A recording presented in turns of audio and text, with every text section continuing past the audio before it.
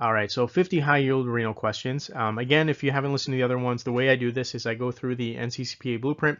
I pick a couple questions from each topic, so you get a real well-rounded review for what you need to know for renal. This is just like a good way to kind of cram before an exam or before the pants if you wanted to work on some of your weaker organ systems of the body. So this is going to be 50 high yield renal questions. If I could ask one favor, if you haven't subscribed to the YouTube channel and you're watching this and you're not subscribed yet, please do. It's really the only way I can kind of get the word out about the podcast. It kind of puts me at like the higher the search results, the more subscribers I have. So that's the one favor I'd ask. If you haven't subscribed yet, please do. Otherwise, thank you again, everybody, for the comments, the new subscriptions, and just all the kind words that people have been sharing with me. So let's go ahead and get started with 50 high yield renal questions. Question 1. What is the most common cause of nephrotic syndrome in children? What is the most common cause of nephrotic syndrome in children? That is going to be minimal change disease. Accounts for about 90% of the cases of nephrotic syndrome in young children. The way that I used to remember that, I used to just remember minimal change disease, many, like many adults, many people, and then it made me think of children. I remember it's the most common cause of nephrotic syndrome in children. Question 2, IgA nephropathy is often preceded by what type of infection? IgA nephropathy is often preceded by what type of infection?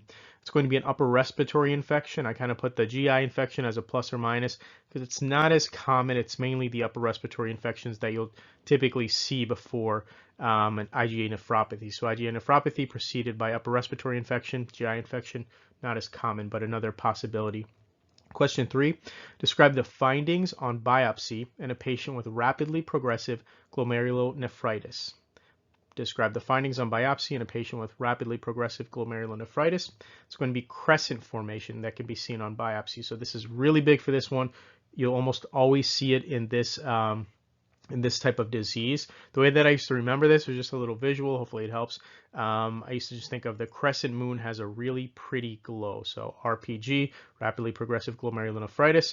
As soon as I would see that, I just think of really pretty glow, and then it'd make me remember, oh yeah, the crescent moon has a really pretty glow.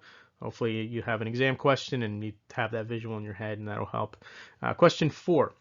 7-year-old boy presents accompanied by his mother. His mother states that his urine has been dark lately, and he wakes up in the morning with a puffy face. She states he was sick a couple weeks ago but never saw the doctor. Labs show positive ASO titers. The patient in this vignette likely had what type of infection 10 to 14 days prior to him presenting today? So I'll give you a second to think about that. And that's going to be group A strep. So whether it's like on the skin strep infection like impetigo, or the throat like strep pharyngitis, the patient in this vignette had post-infectious or post-streptococcal glomerulonephritis. Those are the two different names for it. And it's commonly caused by an infection with group A strep within the last 2 weeks or so, 10 to 14 days. In the classic presentation we see in this vignette, the dark urine, or the Coca-Cola urine that we'll sometimes hear it called, is from the gross hematuria. The facial edema, that puffy face we see, they'll typically get periorbital edema. It's most prominent upon awakening in the morning. And then also the patient in this vignette is one of the more common demographics. So 7-year-old boy, so it's very common in 5 to 12-year-old range, and it's twice as common in males. Also has a bimodal distribution. Just be aware that it can also happen in patients over 60, but generally in these vignettes you'll see like a young boy. And then finally the key there is those ASO titers. So that stands for anti-streptolysin titers, which will often be positive in these patients due to the strep infection. And the infection that obviously that we're kind of pointing to here is that he had some sort of strep infection that wasn't treated, and then it progressed into this post-streptococcal glomerulonephritis. So that is the explanation there for that. So question 5, what is the most common etiology of acute interstitial nephritis? What is the most common etiology of acute interstitial nephritis? It's going to be a drug hypersensitivity. 70 to 75% of all cases are caused by drug hypersensitivity. Antibiotics are a big one. NSAIDs are a really big one too. And that's why I always used to remember acute interstitial nephritis always involving two things, always involving NSAIDs, because NSAIDs is one of the more common ones, and you remember that makes you think of drug hypersensitivity, which is the most common cause. Remember, antibiotics is probably a little bit more common than NSAIDs, but this helps with the mnemonic, and then you can just remember medications in general. And then also always involving neutrophils, because you'll see white blood cell in the CAS in your analysis, so you get AIN, and then you remember these two things for it. All right, question 6. What is the most common cause of end-stage renal disease? This is a pretty easy one. That's going to be diabetes mellitus. Really no explanation there. I'm sure you're pretty familiar with that. Question 7, fatty casts or oval fat bodies are most commonly associated with what renal disorder? Fatty casts or oval fat bodies most commonly associated with which renal disorder? It's going to be nephrotic syndrome. So it's a classic finding in nephrotic syndrome, those oval fat bodies, those fatty casts in the urine sediment. And I used to remember that because nephrotic compared to nephritic has an O in it, and that O just always made me think of like a big fat belly, and then that was like the fat bodies or fatty casts, and that just helped me remember that for nephrotic syndrome. Question 8, a 45-year-old male with a history of HIV and IV drug use with heroin presents to the office complaining of bubbly urine and swelling in his legs. Patient's blood pressure in the office is 162/92, which we know is high, and on urine microscopy, fatty casts are visualized. What is the likely etiology of the symptoms seen in this patient? I'll give you a second to think about that. So it's going to be focal segmental glomerular sclerosis. Now, why? So let's go over first. So the history of bubbly urine, that's going to be frothy urine, and that's going to be from the protein urea. He also has generalized edema, that's the swelling in the legs, fatty casts on urine microscopy. So we know he has nephrotic syndrome. That kind of points us in that direction. So the next question is, what type of nephrotic syndrome does he have? So there's 3 keys in there for you to decide on that. So he has FSG, focal segmental glomerular sclerosis, and why? He has a history of HIV, he has IV drug use with heroin, and he also is hypertensive. And FSG is going to be common to have these patients have a history of HIV, heroin use, and hypertension.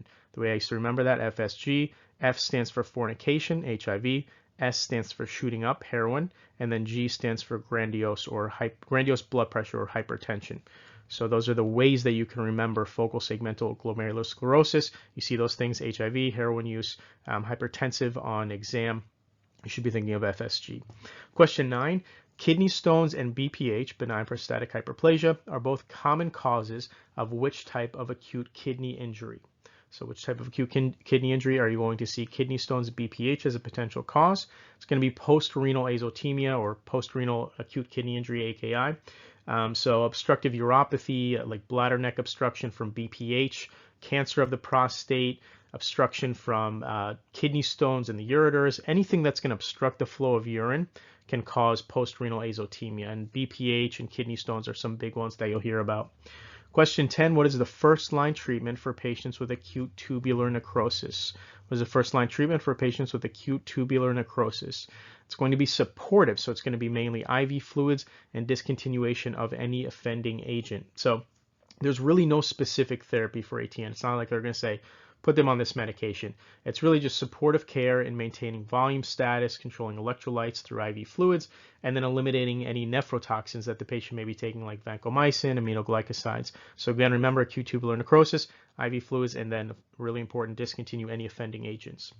Question 11, what 2 hypertension medication classes reduce proteinuria seen in renal disease? So what 2 classes are you going to look for to reduce proteinuria? This one you should definitely know. It's going to be your ACEs and your ARBs. So ACE inhibitors like lisinopril, all your prils, and then your angiotensin II receptor blockers like losartan, all of your sartan medications. Those, of course, are going to be the ones. You should know that pretty well, and that's why we use those in diabetic patients, because independent of their antihypertensive effect, they also have this proteinuria reducing effect because of their vasodilation of the efferent arteriole. So question 12, what type of acute glomerulonephritis has positive anti-GBM antibodies that attack the type 4 collagen in the glomerular basement membrane? What type of acute glomerulonephritis has positive anti-GBM antibodies that attack the type 4 collagen in the glomerular basement membrane? That's going to be Goodpasture syndrome. It's also known as anti-GBM disease. The main target for the anti-GBM antibodies is that type 4 collagen that's found in the basement membrane collagen. So that's the area that these antibodies are attacking. Question 13, what type of nephrotic syndrome has glomerular basement membrane thickening seen on renal biopsy. So which nephrotic syndrome has glomerular basement membrane thickening seen on renal biopsy?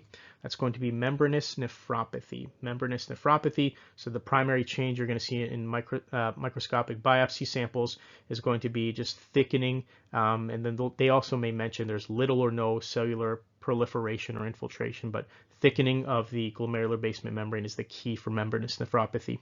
Question 14. What type of acute kidney injury is seen in volume depleted patients, such as patients with a history of diarrhea, vomiting, and blood loss? Type of acute kidney injury is seen in volume depleted patients with a history of diarrhea, vomiting, blood loss, other causes as well. That's going to be your pre-renal acute kidney injury, pre-renal azotemia.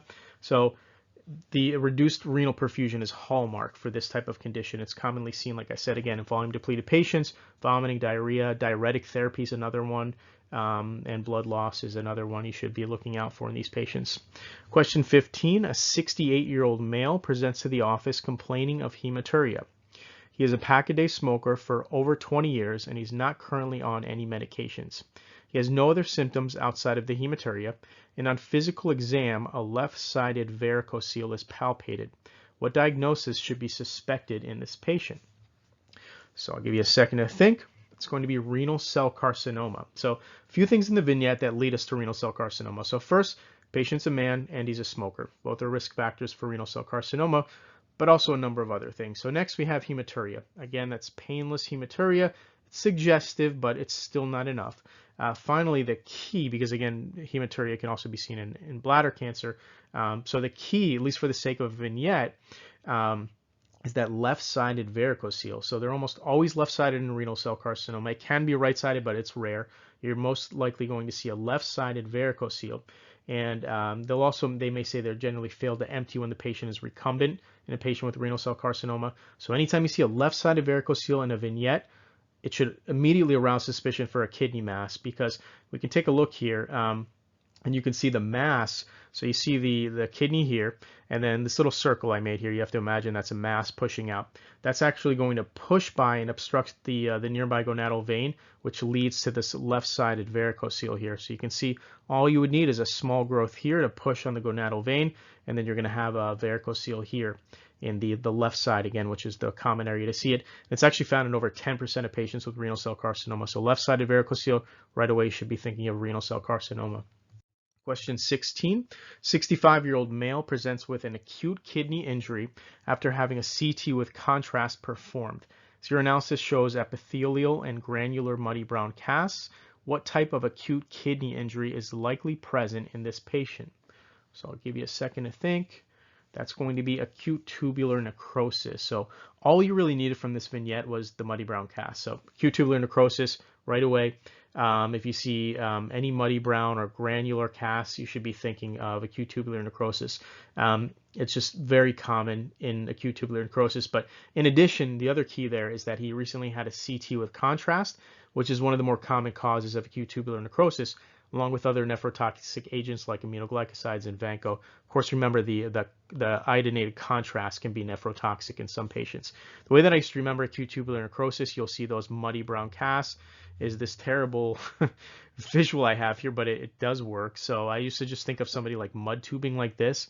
You think of acute tubular necrosis, here's your tube, and then muddy brown, because this is muddy brown cast. You think of like mud tubing, and you have this visual here. So acute tubular necrosis, muddy brown cast, and then boom. So hopefully that has some value to you. Question 17, a 31-year-old male presents to the office complaining of persistent flank pain.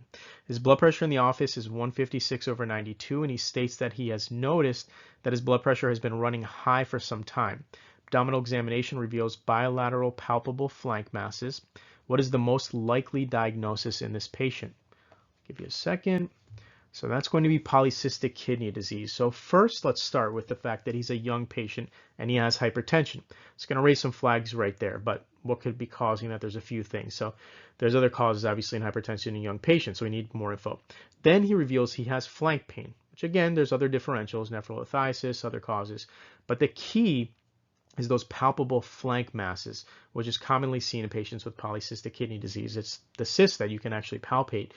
So the combo of hypertension and a young patient, flank pain, palpable flank masses, all lead us to the most likely diagnosis of polycystic kidney disease.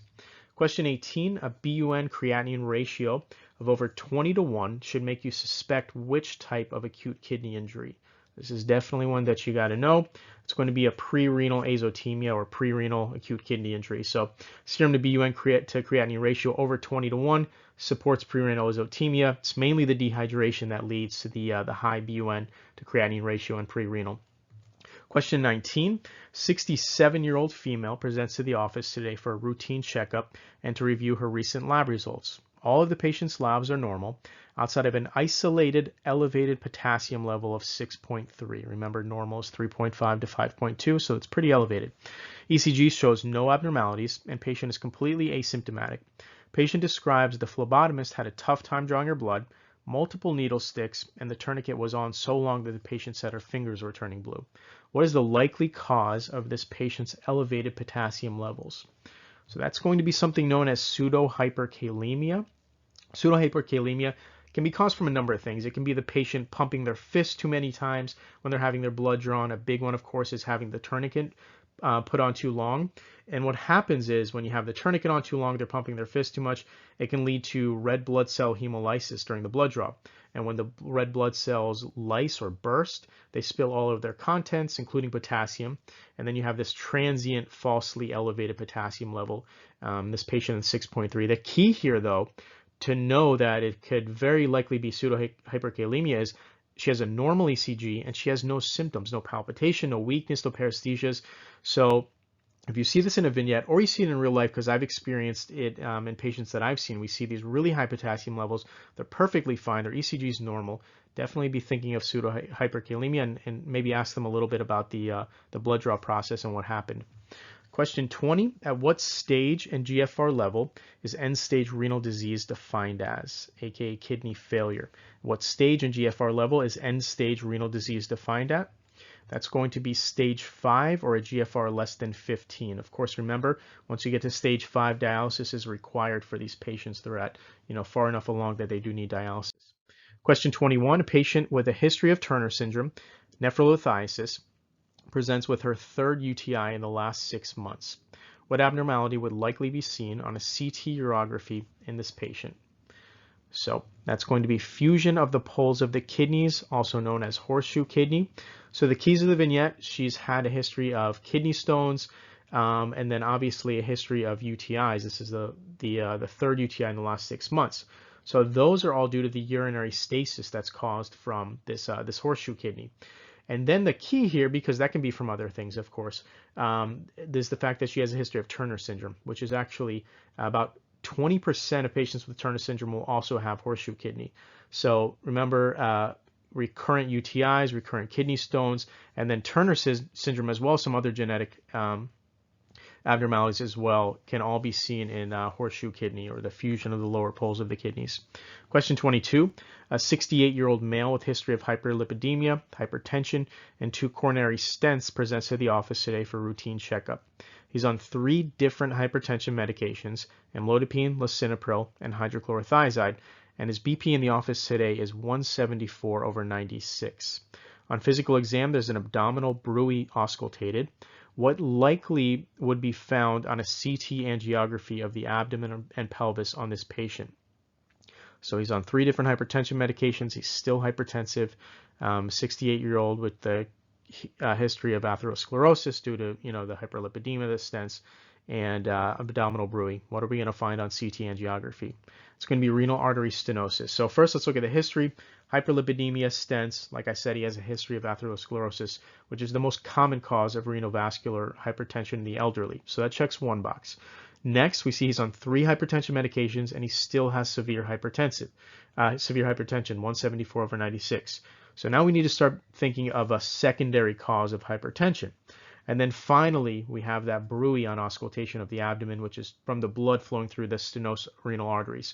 So all of those combined, that's very likely to be a renal artery stenosis, and that's what you should expect to see on CT angiography of the abdomen and pelvis. Question 23, what is the first line treatment for patients with minimal change disease? What is the first-line treatment for patients with minimal change disease? That's going to be glucocorticoids. That's the therapy of choice for patients with minimal change disease. It generally leads to a complete remission of the symptoms and proteinuria in about 85 to 90% of the cases. Question 24, a 49-year-old male presents to the office complaining of fever and a rash across his abdomen. He had a recent lower back sprain and was prescribed naproxen for the pain. Labs show an increase in serum creatinine and eosinophilia, and a urinalysis is performed which reveals white blood cell casts. What is the initial treatment option for the patient for the likely diagnosis? So I'll give you a second there to think about that. It's going to be discontinue the offending agent, which is the naproxen that he's on, which is an NSAID. So the patient in this vignette very likely has acute interstitial nephritis. So why? First, he has symptoms, a fever and a rash. Both can be seen in acute interstitial nephritis. Next, he's recently been taking NSAIDs, naproxen, and we know that drug hypersensitivity is the most common cause of acute interstitial nephritis. And NSAIDs, as well as antibiotics, are some of the biggest culprits. Remember AIN, always involving NSAIDs. And then finally, remember the second part of the mnemonic AIN, always involving neutrophils, he has white blood cell casts on urinalysis and an increase in creatinine as well as eosinophils, which are all commonly seen in patients with AIN.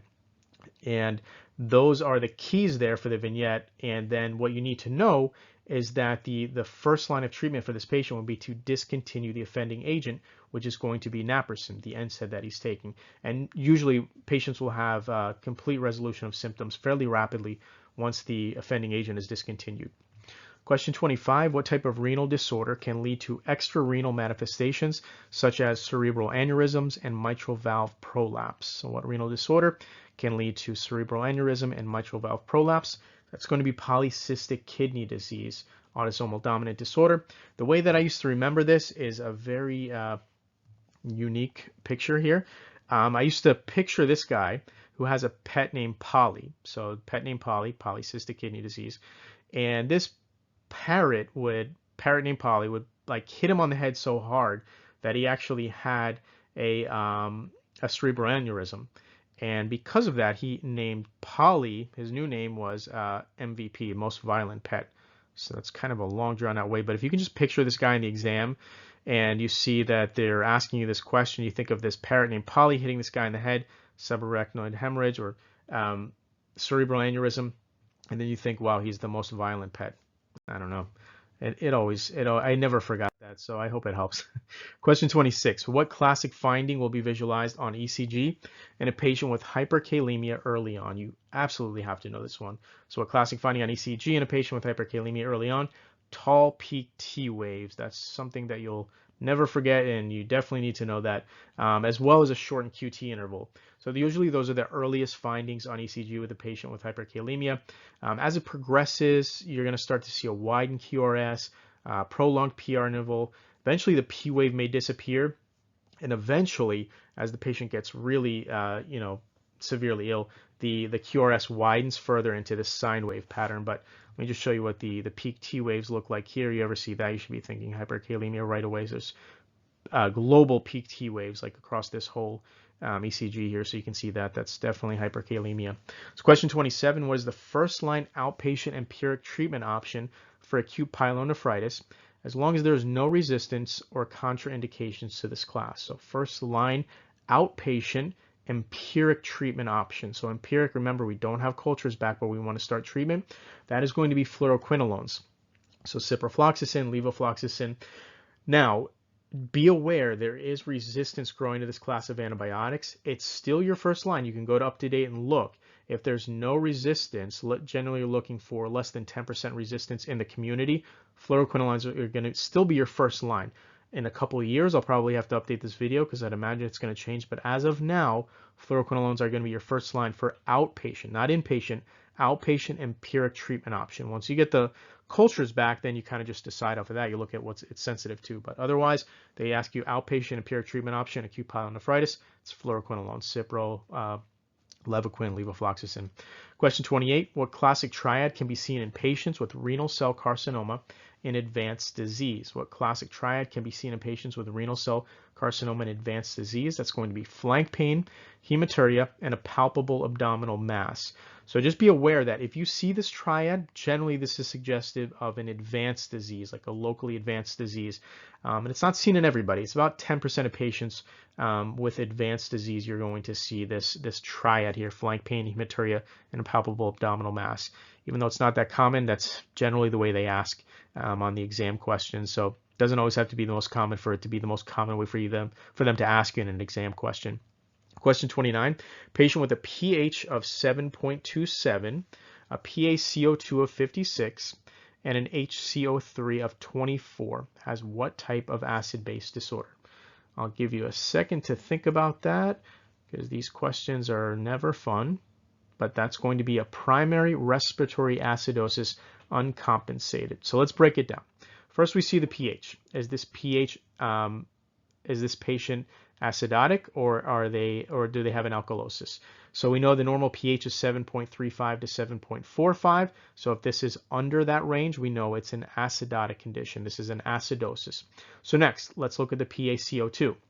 So for the PaCO2 and the HCO3, the bicarb, what we use is a mnemonic called ROME. So ROME stands for respiratory opposite, metabolic exact. So if respiratory PaCO2 is opposite the direction of the pH, we have a respiratory condition. So if this is higher than normal and this is lower than normal, then we have opposite, respiratory opposite, and that's going to be a respiratory condition. If the bicarb, the HCO3, is exact, remember ROME, respiratory opposite, metabolic exact, meaning it's going in the exact same direction as the pH. So if they were, say, both going down, then we have a metabolic condition. So the PaCO2, remember the normal range is going to be 35 to 45. So is this in the 35 to 45 range? It is not. Is it higher or lower? It's higher. pH was going low. PaCO2 is going high. We have an opposite, so we have a respiratory acidosis. Now let's look at the bicarb. Bicarb generally is 22 to 26. This is within the normal range, so we know it's not compensated. It's not a metabolic condition. So you know it's a primary respiratory acidosis, so respiratory acidosis, and it's uncompensated because the bicarb has not adjusted. It's within that normal range. All right, I'm not going to give you any more of those questions, and I'm definitely not going to give you an anion gap calculation question because they're probably not going to ask you it. You might get it on a question in school, but I don't think you'll get a Pance question on it, so I would not waste your time with that. Question 30, what electrolyte abnormality should be suspected in a patient with T-wave flattening and a prominent U-wave development on ECG? So they have T-wave flattening, U-wave, prominent U-wave development on ECG.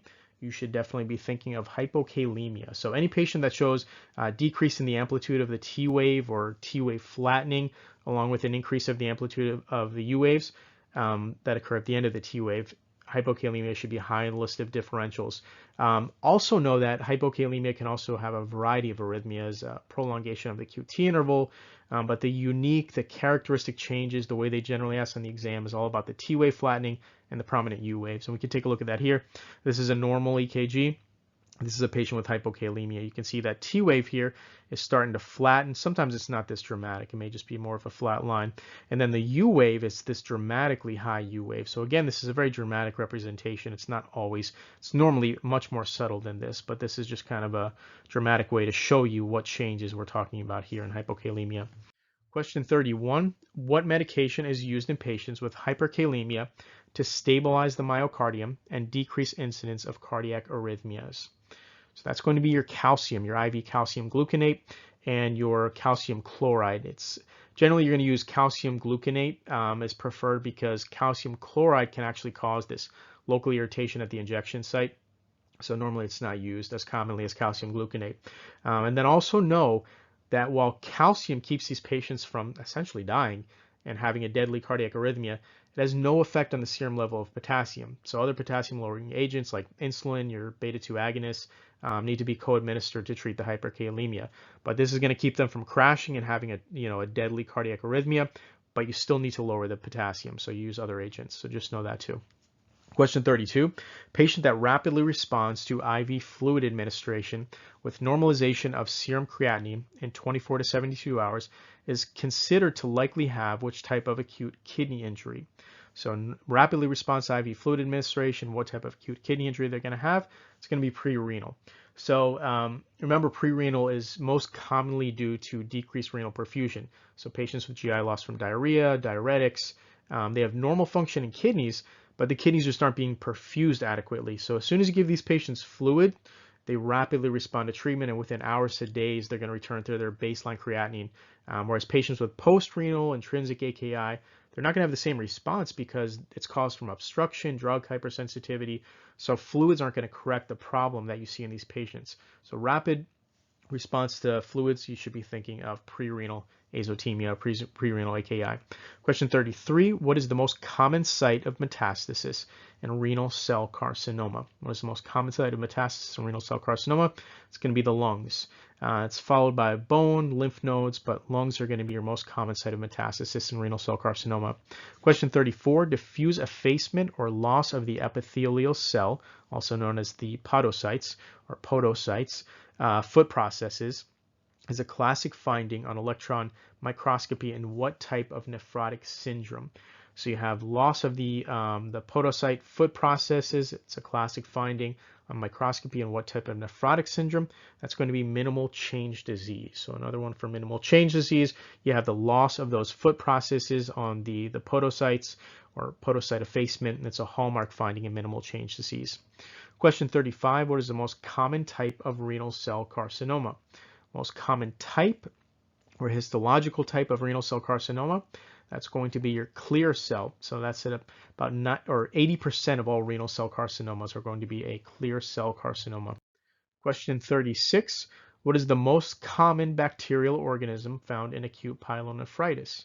The most common bacterial organism found in acute pyelonephritis, it's going to be E. coli. So about 80% or more of the cases are caused by E. coli bacterial in acute pyelonephritis. Question 37, besides the kidneys, what area of the body does Goodpasture syndrome commonly affect? So besides the kidneys, where else is Goodpasture syndrome going to affect? It's going to be the lungs. So this is how I used to remember that. Goodpasture, GP. I used to remember glomerulus, so you think of the kidneys, and then P, pulmonary, affects the lungs. So Goodpasture, it's an autoimmune disorder, and it's characterized by autoantibodies directed against both the glomerular and alveolar basement membrane in the lungs. And that's why you'll see not only hematuria, but also potentially hemoptysis in these patients. And this is how I remember that, Goodpasture, glomerulus, pulmonary.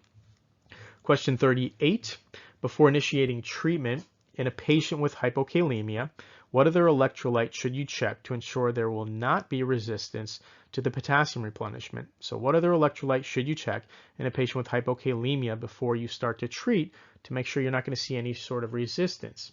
It's going to be magnesium. So magnesium deficiency accompanying hypokalemia exacerbates potassium wasting by increasing distal potassium secretion.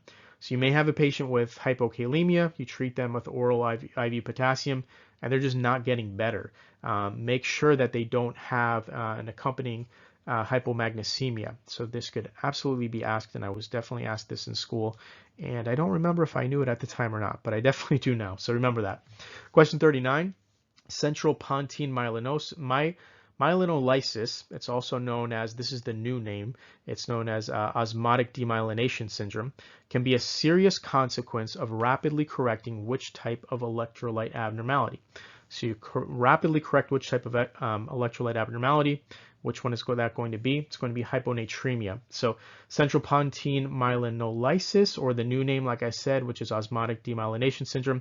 It's a neurologic condition that can occur when the correction of serum sodium is performed too rapidly in patients with hyponatremia, and it can lead to this permanent neurologic damage. Question 40, what compensatory mechanism do the lungs employ to counteract metabolic acidosis? It's a pretty easy one if you think about it. That's going to be increasing the respiratory rate, so having these patients hyperventilate. So as the blood pH begins to drop, becomes more acidic, the lungs respond by increasing the speed and the depth of respiration, so breathing faster and deeper. It increases the amount of carbon dioxide inhaled, or exhaled, I'm sorry. And the opposite is actually going to happen in alkalosis. So the respiratory rate will decrease and retain CO2 to lower the pH. Okay, so question 41. What findings on urine microscopy are indicative of acute glomerulonephritis? So what findings on urine microscopy are indicative of acute glomerulonephritis? And that is going to be red blood cell casts. They're a classic finding in patients with acute glomerulonephritis. And the red blood cell casts are due to damage to the glomerulus. And if you see it in the urine sediment, it's highly suggestive of acute glomerulonephritis. Question 42. A 76-year-old male in end-stage renal disease presents with symptoms of vomiting, weight loss, muscle cramps, fatigue, and altered mental status. What is the most likely cause of this patient's symptoms? So you have a patient in end-stage renal disease, and he's developed weight loss, muscle cramps, fatigue, and altered mental status. What is a likely diagnosis in this patient? It's going to be uremia. So uremia is a clinical syndrome that's caused by elevated concentrations of urea in the blood. And it's very commonly seen in patients with chronic kidney disease, particularly at the end stages. Just so you know, it can also be seen in an acute kidney injury where you have this rapid decline of kidney function, but generally you're going to see this in the end stages of chronic kidney disease. And the most common symptoms are going to be nausea, vomiting, weight loss, fatigue. You can also see altered mental status as well if it's pretty severe. Question 43. 71-year-old female presents to the office today with complaints of severe muscle weakness, nausea, and vomiting. On exam, she exhibits loss of deep tendon reflexes, and ECG findings display decreased T-wave amplitude. So hopefully you remember because we just went over that. She's currently taking furosemide for CHF. Replenishment of what electrolyte is needed in this patient? So that's going to be potassium replacement. She has hypokalemia. Remember those decreased T-wave amplitudes, the weakness, nausea, vomiting, severe muscle weakness. Those are all keys to hypokalemia. The other one there too that you may have missed is that she's on furosemide. So loop diuretics as well as thiazide type diuretics can all lead to hypokalemia. So you see her presentation, the flattened T waves on ECG, and that loss of deep tendon reflex all seals the deal for diagnosis. And you know this patient needs potassium replacement, whether it's IV or oral, all depends on the severity. Question 44. A nephroblastoma, also known as a Wilms tumor, can be differentiated from a neuroblastoma by what physical exam finding? So a nephroblastoma, which is a Wilms tumor, can be differentiated from a neuroblastoma by what physical exam finding? It's going to be the mass in a nephroblastoma, Wilms tumor, rarely crosses the midline of the abdomen, unlike a neuroblastoma, which commonly crosses the midline. So that's something that you may see in a vignette to help you differentiate. And of course, they'll have both in the answer choices, and you need to know if they mention that the mass is crossing the midline of the abdomen, you should be thinking of neuroblastoma instead. The way that I used to remember the things for Wilms tumor was I used to just spell out Wilms. Obviously, W stands for Wilms tumor. I stands for iris malformation. You're going to see something known as aniridia, which is an absence of the iris. It's actually non-existent in their eyes. And then the L, which I just went over, stands for locked in position of tumor, because remember, it doesn't cross the midline, unlike a neuroblastoma of the adrenals, which does. M stands for mental disability. They have intellectual disability. And then S stands for sexual malformation. So hypospadias, cryptorchidism can all be seen in a patient with Wilms tumor. Okay, so question 45. A 62-year-old female presents to the emergency department with weakness and palpitations. An EKG is performed and it reveals tall peak T waves with a shortened QT interval. She has a history of hypertension, diabetes, and hyperlipidemia and is currently taking metformin, rosuvastatin, and lisinopril. Which of her medications is the most probable offending agent leading to her presentation? So I'll give you a second to think about that. We know, looking at that EKG, what the diagnosis is, I would hope. So we have to look at our meds and say which one is causing it.